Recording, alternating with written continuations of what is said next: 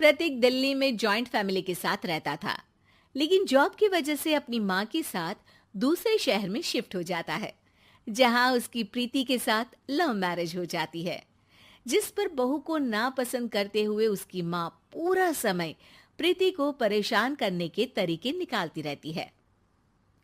प्रीति, कहाँ हो? सुबह का नाश्ता दोपहर में खिलाओगी क्या? इसमें प्रीति और प्रतीक ऑफिस जाने के लिए तैयार हुए कमरे से बाहर आते हैं, जिसे देख सास प्रीति पर भड़कने लगती है।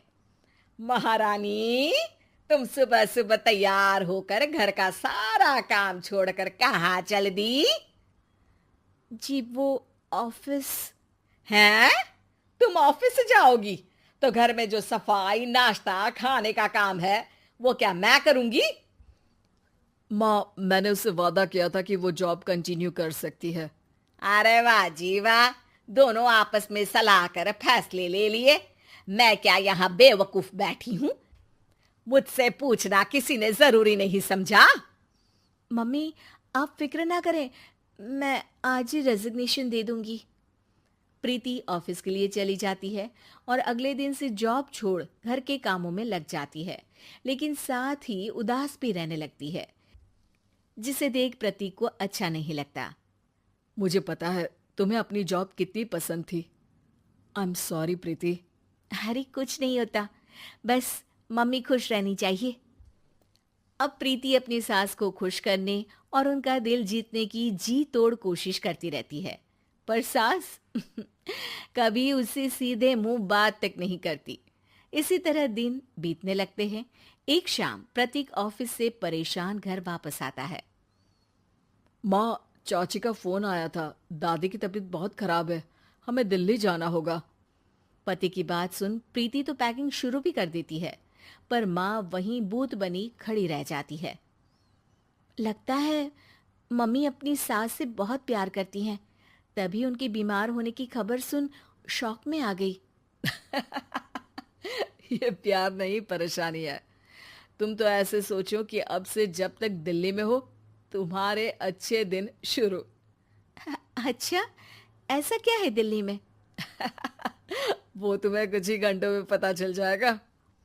सास के रिएक्शन और पति की बात से कंफ्यूज्ड प्रीति दोबारा पैकिंग में लग जाती है, जिसके बाद कुछ घंटों का सफर तय कर तीनों दिल्ली पहुंच जाते हैं, जहां घर के अंदर पहुंचते ही लोगों की भीड़ देख प्रीति परेशान हो जाती है।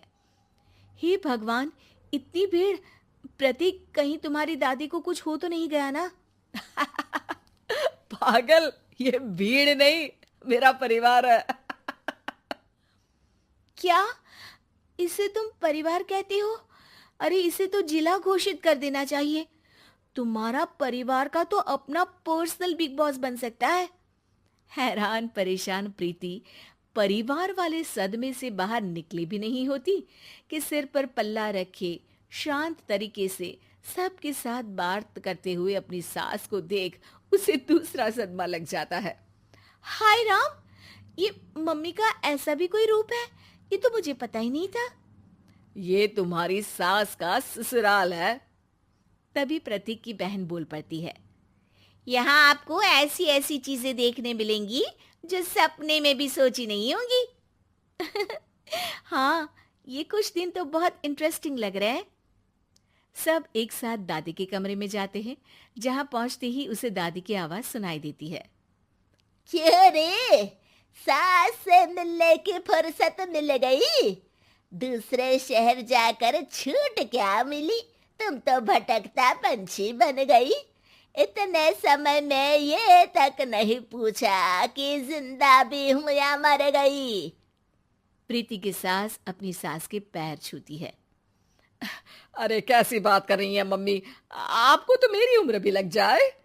अरे बस कर, ये झूठी उम्र देने वाली बातों का दिखावा ना कर। तेरा बस चले ना तो जो मेरी बची कुची जिंदगी है वो भी अभी खत्म कर दे। अरे बहू कहाँ है? इस पर सास प्रीति को दादी से मिलवाती है। दादी प्रीति को बहुत प्यार देती है। क्यों बहू, तेरी ये सास परेशान तो नहीं करती ना? अगर करती है तो अभी बता दे, मैं इसकी क्लास लगा दूंगी। अरे कैसी बात कर रही है माँ जी, भला मैं क्यों किसी को परेशान करूंगी। प्रीति अपनी सास का ये रूप एंजॉय कर ही रही होती है कि तभी चाची वहां आकर प्रीति को अपने साथ ले जाती है।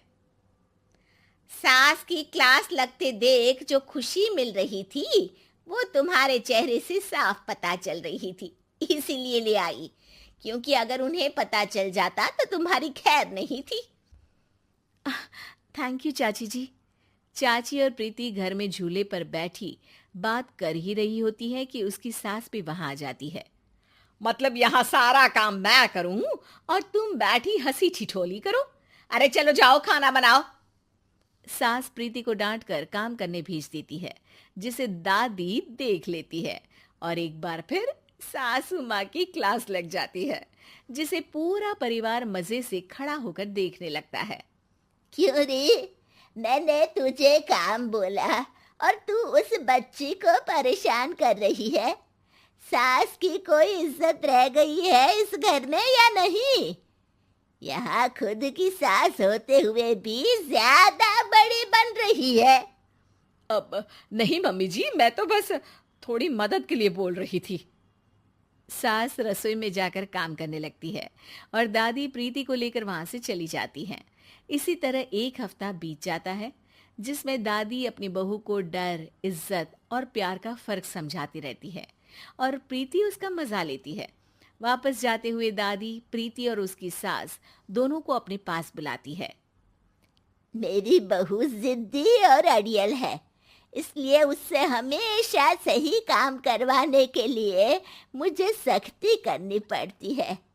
लेकिन तुम्हारी बहू अच्छी है, तेरी खुशी के लिए वो अपनी जॉब और सपने भी छोड़कर घर में बैठी है। अपनी बहू के साथ प्यार से रहो।